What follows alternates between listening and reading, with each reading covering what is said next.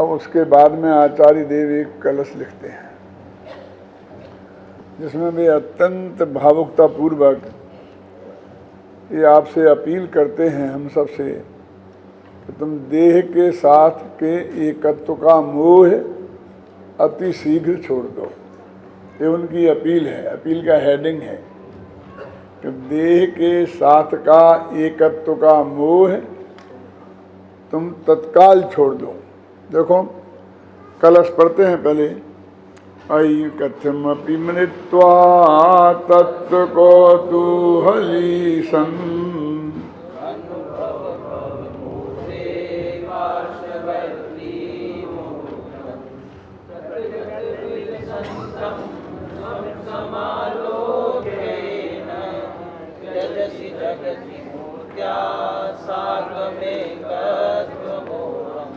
पद्यानुवाद भी पढ़ो। निज तत्व का को तूहलियर पड़ोसी बन देह का, हे आत्मन जैसे बन अनुभव करो। जब भिन्न कर से सुशोभित लख स्वयं को तब शीघ्र ही तुम छोड़ दोगे देह से एकत्व के इस मोह को। देखिए 22, 23, 24, 25 जो गाथाएं हैं, खासकर दो ग्रुप हैं 3-3 के ना, एक तो 23 से 25 और एक 21, 22, 23। इन गाथाओं में बहुत स्पष्ट शब्दों में लिखा है कि सभी सचित्त द्रव्य, अचित्त द्रव्य, मिश्र द्रव्य, माने कोई एक देह की बात नहीं है कि देह से एकत्व को छोड़ना है। फिर लिखा है बद्ध एवं अबद्ध पुद्गल। अब इसमें क्या बाकी रह गया? जो हमारे साथ हमारे पुण्य पाप कर्म के उदय से बंधे हैं किसी काल तक के लिए, जब तक उनकी स्थिति है ना, वे बद्ध पुद्गल, और जिनसे हमारा कोई आज तक बद्धपना नहीं हुआ है, ऐसे आकाश आदि द्रव्य और पुद्गल भी बहुत ऐसे हैं। क्योंकि 23 प्रकार की वैगणाओं में आत्मा के साथ सिर्फ 5 प्रकार की वैगणाएं बनती हैं। 22 प्रकार की वैगणाएं और एक अणु, ऐसे मिला के 23 प्रकार पुद्गल के भेद हैं। उनमें से आहार वैगणा से आहारक शरीर बना है अपना ये औदारिक शरीर। कारमान वैगणा इसे कर्म बने हैं। तेजस वैगणा से तेजस कर्म में शरीर बना है। मनोवैगणा से मन बना है और भाषा वैगणा से हमारी ये भाषा बनती है। तो ये 5 प्रकार के पुद्गल से अपना संबंध है, ये बद्ध है अपने के साथ, समझ लीजिए। अब बाकी जो पुद्गल हैं वे सब अपने से अबद्ध हैं। सुमेर पर्वत का क्या एग्रीमेंट है अपने साथ? क्यों 100-200 एकड़ जमीन अपन वहीं भी खरीद लें क्या? तो ऐसा पुण्य तो किसी का है नहीं। मेरे कहने का मतलब जो बद्ध पुद्गल अबद्ध पुद्गल ने ऐसा कहकर दुनिया में कुछ चीज नहीं छोड़ी, पर सबके साथ एकत्व मत तो छोड़ना है।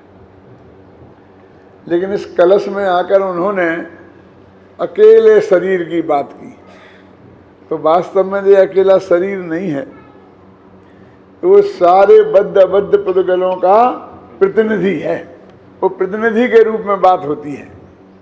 अमेरिका को भारत से बात करनी है तो अपन सब 1 अरब लोग चलो वहाँ कि वे इधर आए, अपन सबसे बात करेंगे। क्यों? पर हमारा प्रतिनिधि एक प्रधानमंत्री है वो करेगा, और वहाँ का प्रतिनिधि जो राष्ट्रपति है वो करेंगे। 2 आदमी बात करेंगे, वो कहा जाएगा कि अमेरिका और भारत में बहुत अच्छी बातचीत हुई। क्यों? और बहुत अच्छा समझौता हुआ। करता तो व्यक्ति है ना, लेकिन वो सारे देश का प्रतिनिधि बनता है। तो यहाँ ये शरीर सभी बद्ध अबद्ध पुद्गलों का प्रतिनिधि के रूप में उसकी बात है। इसको ही प्रतिनिधि क्यों बनाया? हिंदुस्तान ने प्रधानमंत्री कोई प्रतिनिधि क्यों बनाया? राष्ट्रपति को बनाना चाहिए था ना। अमेरिका ने राष्ट्रपति को बनाया। नहीं, राष्ट्रपति को नहीं बना सकते अपन, अमेरिका बना सकता है। क्यों? तो अपना जो राष्ट्रपति वो साक्षात जनता के द्वारा चुना हुआ नहीं होता है, वो जनता के चुने हुए प्रतिनिधियों के द्वारा चुना हुआ होता है। वो डायरेक्ट कनेक्शन नहीं है उसका, इसलिए वो हमारा सच्चा प्रतिनिधि नहीं है। वो संवैधानिक प्रतिनिधि है, वो कोई फैसला नहीं कर सकता। अमेरिका से जाके कोई ये फैसला नक्की करके आ जाए और हिंदुस्तान माने, कोई जरूरी नहीं है। लेकिन प्रधानमंत्री डायरेक्ट चुना है, करा गया है, एमपी बना है, अपने एमपीओं के उनका बहुमत प्राप्त किया है। वहाँ का राष्ट्रपति डायरेक्ट चुना जाता है, इसलिए वो पावर राष्ट्रपति को है। यहाँ के प्रधानमंत्री डायरेक्ट चुना जाता है। क्यों? माने सीधा प्रतिनिधि होनी चाहिए। क्या ऐसा नहीं है कि मैं यहाँ से चला जाऊँ अमेरिका में और भारत का प्रतिनिधि बन के कोई भी समझौता कर जाऊँ कि अणु समझौता मेरे मान्य है? क्यों? ऐसा नहीं चलेगा। मैं भारत का हूँ ना, और मैं यहाँ भारत का प्रतिनिधित्व करता हूँ। और हम लोग ऐसा ही करते हैं। कैसा करते हैं ना कि अपने मन से 4 आदमियों को चुन लिया, जी वहाँ के प्रतिनिधि, जी एक आदमी नेपाली देखा तो ये नेपाल का प्रतिनिधि हो गया। क्यों? एक बिहार का देखा तो ये बिहार का प्रतिनिधित्व हो गया। तो हमारे यहाँ सबका प्रतिनिधित्व है। क्यों ऐसा करते हैं? एक एक संस्था में से एक एक आदमी पकड़ लिया है, अपने मन का कोई भी आधा पागल जैसा है, और हमको सब का प्रतिनिधित्व हमारे यहाँ मौजूद है अपनी मर्जी से। है? ऐसा नहीं, वो चुने जिसको, ख्याल में है ना। तो इस शरीर को क्यों चुना? इसलिए चुना कि ये शरीर अत्यंत नजदीक के संबंध वाला है इस आत्मा के। क्या? अत्यंत नजदीक का संबंध वाला है ये शरीर। और जब इससे हमारा एकत्व का मोह टूट जाएगा तो बाकी का सबसे तो टूट ही जाएगा। वो एक अमित गिरी आचार्य का वो है ना, एक सामायिक पाठ 32 छंद है ना, उसमें लिखा है कि जब चमड़ी नहीं रहेगी तो रोम कैसे रहेंगे? है ना, आता ना? हैं? हाँ, चर्म दूर होने पर तन से रोम रहे कैसे। इकबाल जी ने पद्यानुवाद किया है, उसका है, वो संस्कृत भाषा में है।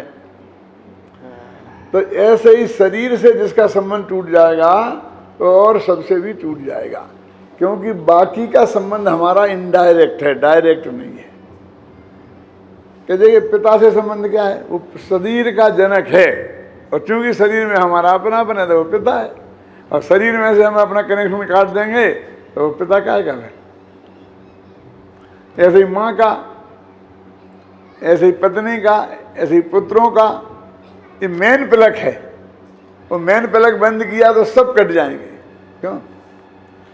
अपना पत्नी से तलाक हो जाए फिर अपन ससुराल जाएं तो कैसा स्वागत होगा? वो ससुराल रहेगी? नहीं रहेगी।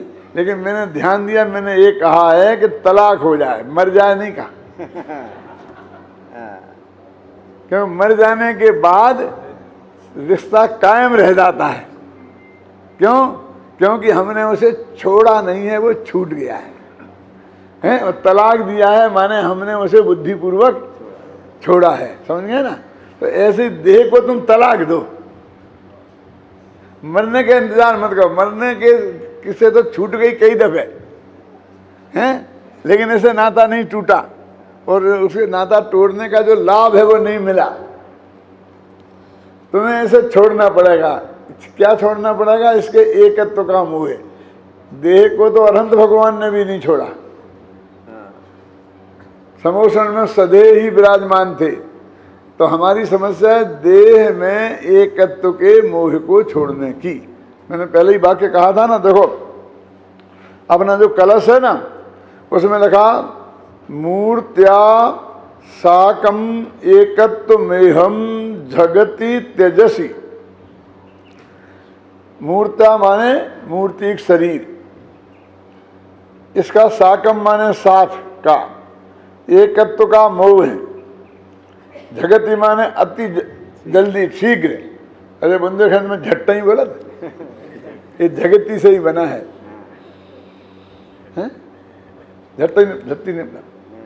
झटती शीघ्र ही और तेजस्वी। छोड़ो, ये कहते हैं कि देह के साथ के एकत्व का मोह जितना जल्दी संभव हो उतना जल्दी छोड़ दो।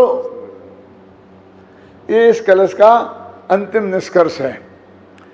और फिर अभी बाकी संबोधन करके कहते हैं, अयि कठुमपि मृत्वा तत्व को तू हली सन, कि ये काम जो हम तुमसे कह रहे हैं ना, ये काम ऐसा नहीं है कि जिसमें वायदा किया जाए। वायदे में फायदा नहीं है, कहाँ करेंगे, जरूर करेंगे, सोचेंगे, विचार करेंगे, अपनी कमेटी में रखेंगे, ऐसा नहीं है। इसमें कोई कमेटी फमेटी नहीं है। तो अपने मकान के बारे में निर्णय करो तो अपने घर की कमेटी में निर्णय कर लेना, संस्था में करो तो संस्था के ट्रस्ट में कर लेना, लेकिन यहाँ तो तुम्हें अपने बारे में करना है। यहाँ किसकी कमेटी, कौन कमेटी? हमारे गुरुजी मक्खनलाल जी थे, मोहना विद्यालय में हम पढ़ते थे ना, तो उनके बड़े भाई थे, बड़े माने बीच के थे, बड़े तो और दूसरे थे, उनका नाम था पंडित नंदलाल।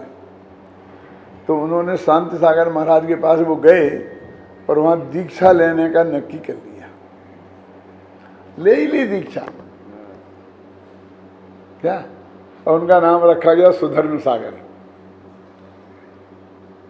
अब तो सब स्वर्गवास हो गए सबके, 50-50 साल पहले।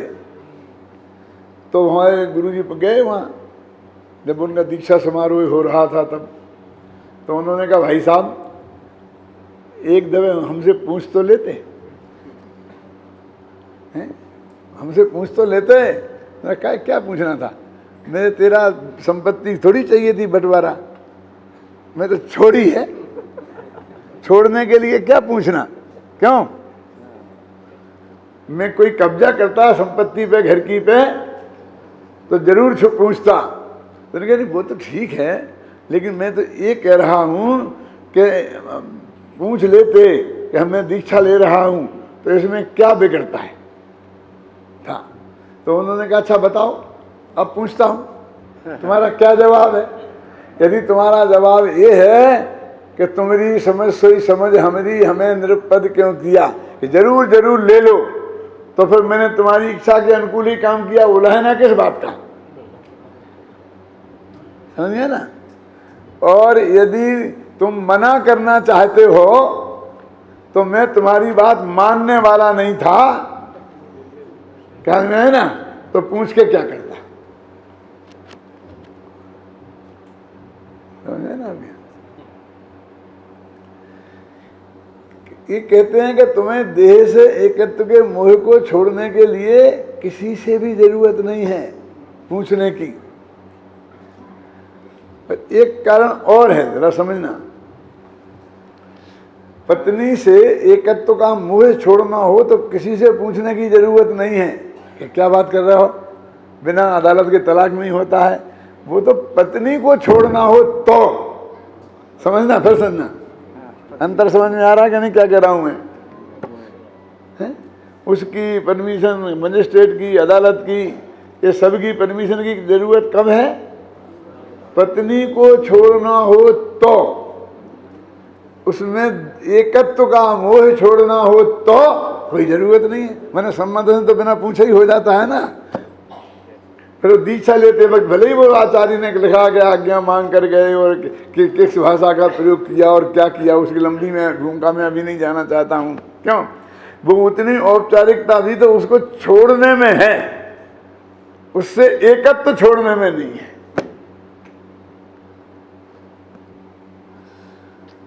देह से एकत्व छोड़ने का निर्णय ही एक ऐसा निर्णय है कि तू किसी से भी बंधा नहीं है, क्योंकि ये निर्णय सामूहिक निर्णय नहीं है, ये निर्णय दो लोगों को प्रभावित करने वाला निर्णय नहीं है।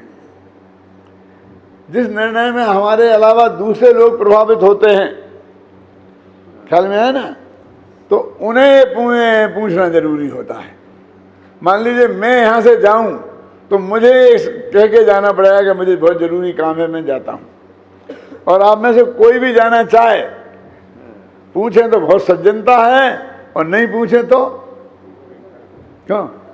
कोई ये पूछने वाला नहीं है कि तुमने पूछा क्यों नहीं। क्यों? क्योंकि आपके जाने से यहाँ के कोई कार्यक्रम में अंतर नहीं पड़ता। आप माने ओनली वन, समझे ना? तो उसमें आप आजाद हैं कि नहीं? बोलो आप अच्छे कि हम अच्छे? क्या बात करते हो? देखो आपने कहा तो हजारों लोगों ने मनाया, सब खड़े हो गए कि साहब हम तो किसी कीमत पर जाने नहीं देंगे, क्यों हैं? और आप नाराज हो गए तो फिर सब जने मना मनू के वजह से रोके ही लेंगे, क्यों? और हमें तो कोई रोकेगा नहीं, हम के जा रहे चले जाओ। हम नाराज होके जाएं तो, खुश होके जाएं तो, क्यों? लेकिन आजाद तो तुम ज्यादा हो भाई, जाने में आजाद कौन ज्यादा है? दिक्कत ये है कि हमने पराधीनता को अच्छा मान रखा है। क्यों? हमें लोग रोकें, हमारा रास्ता लोग रोकें, हमने इसको अच्छा मान रखा है। और हमारी हालत तो ऐसी है कि एक भैंस का पाना होता है ना, तो घर से एक बहू नाराज होके भागी, घर वालों ने बहुत रोका लेकिन नहीं रुकी। फिर जब वो देहरी के बाहर भागने लगी तो कहा देख, देहरी का लंघन मत करना, देहरी लांग गई तो इसके द्वारा फिर इसके अंदर प्रवेश नहीं कर सकती, सोच समझ के जाना। लेकिन उस वक्त तो गुस्से में थी, चली गई। सोच रही थी कि लोग आएंगे पीछे पीछे दौड़े दौड़े मनाएंगे, लेकिन वे तो सब छत्री थे। कोई आया नहीं, अकड़ के बैठ के रह गया। अब वो थोड़ी दूर गई और समझ में नहीं आया क्या करें क्या करें, क्योंकि अब तो घर छोड़ने के जो दुख होते वो सब उसके ध्यान में आने लग गए। कैसा आज ठंडी पड़ी तो वहां से एक उनकी गाय का भैंस का बच्चा था, पाड़ा बोलते ना उसे, पाड़ा। अरे आप काफ माफ जाए, पाड़ा हिंदुस्तानियों को काफ समझाऊंगा। ये पाड़ा आ रहा था तो उसकी पूंछ पकड़ ली और बोले कि भैंसा जी के पांड्या जी मानत काहे नाही जी, मारवाड़ी थे ना, है? गाय को भी जी लगा के बोलते हैं, गाय जी, बैल जी।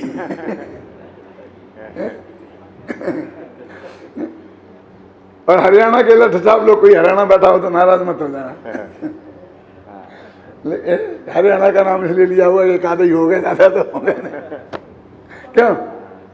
तो उसका पूंछ पकड़ के वो आ गई कि मुझे तो पांड्या जी मना के लाए हैं। कौन?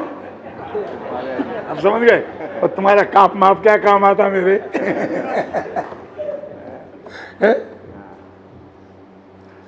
इनका भैंसा भी एक गोत्र होता है, एक पांड्या भी एक गोत्र होता है। क्यों लाड़िया? तो भैंसा जी के पांड्या जी मानत कहे नहीं जी, ओके, ये मेरे को पकड़ के लिया, मैं नहीं तो तुम्हें चली ही जाती। तो जिसे अपने घर में आने के लिए एक भैंसा जी के पांड्या जी की जरूरत पड़ रही, वो स्वाधीन है कि पराधीन है ना? ये कहते हैं कि तुम्हें देह से, पत्नी से, पुत्र से, जमीन से, जायदाद से, रुपया से, पैसा से, सब से एकत्व का मोह छोड़ने में किसी से की भी पूछने की जरूरत नहीं है और धर्म का आरंभ हो जाएगा। देखो बाद में असलियत में छोड़ने पड़ेंगे तब पूछना पड़ेगा। ये असलियत नहीं है, ये मान्यता का है। वो असलियत माने क्रिया का। आचार्य कह रहे हमें तो तुमसे मान्यता में देह से एकत्व का मोह छोड़ने के लिए कह रहे हैं। तो कहते कैसे भी, ये कैसे होगा, कैसे? हमारी तो समझ में नहीं आता कि अई कथमपि मृत्वा, कैसे भी हो मर करके भी तो करने लायक काम है। क्यों? मर करके भी करना पड़े तो सस्ता सौदा है, ये कह रहे आचार्य। कि मरने से हो जाएगा कि मरने से नहीं होगा। तो मरने की बात क्यों कही? वो पुरुषार्थ प्रयत्न उस लेवल का मृत्यु की कीमत पर भी कि इसको करने में मौत भी हो जाए तो मुझे स्वीकार है, इतना तुम पुरुषार्थ नहीं लगाओगे तो ये काम होने वाला नहीं है। मरने वाले नहीं हो, आने वाले तो अनंत तिंदी आनंद है। कितनी कोशिश करें, जैसे अपन कहते हैं ना, देखो भाई मेरा पैसा शाम को 10:30 बजे 10,000 रुपये आ जाना चाहिए, 6 बजे के पहले आ जाना चाहिए, समझते हो? फलां का नहीं आया था उसका क्या हुआ था, फलां का नहीं आया था उसका क्या हुआ था। साहब मेरे पास है ही नहीं, मैं कहां से लाऊंगा? मकान बेचो, पत्नी को बेचो, खुद बिको, जैसे भी हो, कि मरकर भी, कि मरकर के नहीं, कि वो काम तो मैं करूंगा।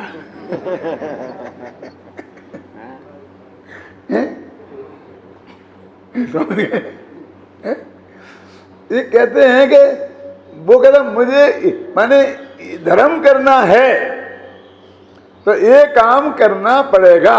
तो मृत्वा शब्द लिखा है, मर करके भी मरना नहीं पड़ेगा, लेकिन इतना उग्र पुरुषार्थ करना पड़ेगा कि मृत्यु की कीमत पर भी ये चीज हमें प्राप्त हो तो भी सस्ती है। मैं अपने एक मित्र को बहुत समझाया करता था क्या कि देवलोक भी नीको नाही, देवगति में भी दुख ही दुख हैं। देवगति अच्छी नहीं है, लेकिन उसने माना नहीं, बरसों तक समझाया, फिर उसके पिताजी का स्वर्गवास हो गया। तो उसकी मेरे पास चिट्ठी आई कि हमारे अभाग्य के उदय से हमारे पिताजी का स्वर्गवास हो गया है, सो बहुत बुरा हुआ। क्या कहा? मैंने कहा भैया आज तुम्हारी समझ में आ गया कि स्वर्गवास हुआ सो बहुत बुरा हुआ। हम समझा के मर गए, कोई चिंता की बात नहीं है। बाप मरने की कीमत पर भी ये बात समझ में आ जाए तो महंगी नहीं है, सस्ता सौदा है।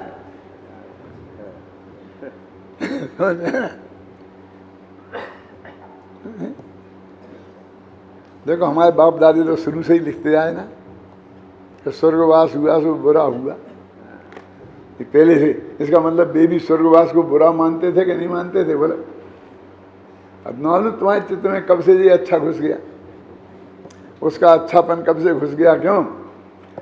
एक गड़बड़ी है इसमें। हमारे पाप कर्म के उदय से वो बाप का हुआ स्वर्गवास।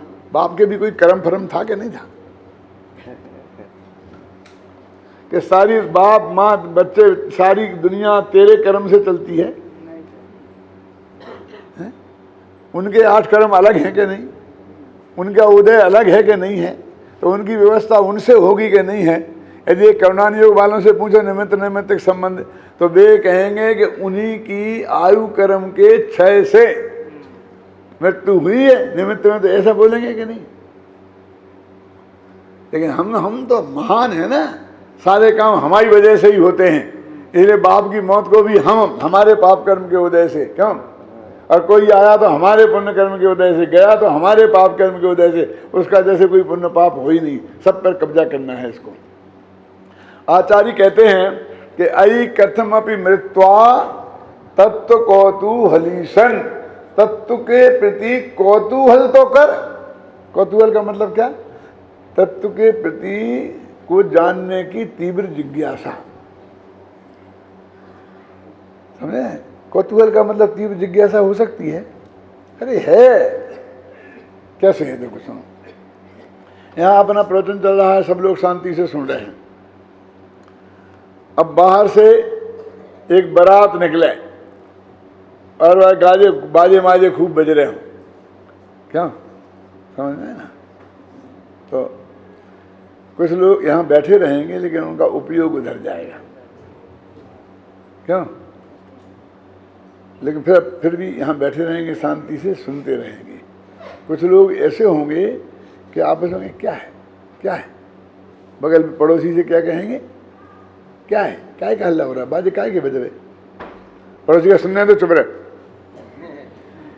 और तीसरे भी होंगे चुपचाप खिसक के जाएंगे और देख दाख के फिर आएंगे। 3 तरह के लोग होंगे कि नहीं? चौथे भी हो सकते हैं कि जिनका वहां उपयोग ही ना जाए। तो 4 तरह के आदमी हो गए ना। अब जब वे गए थे ना, लौट के आए तो मैं कहा भैया क्या था क्या था? कि पंडित जी तुम भी हम में ही शामिल हो।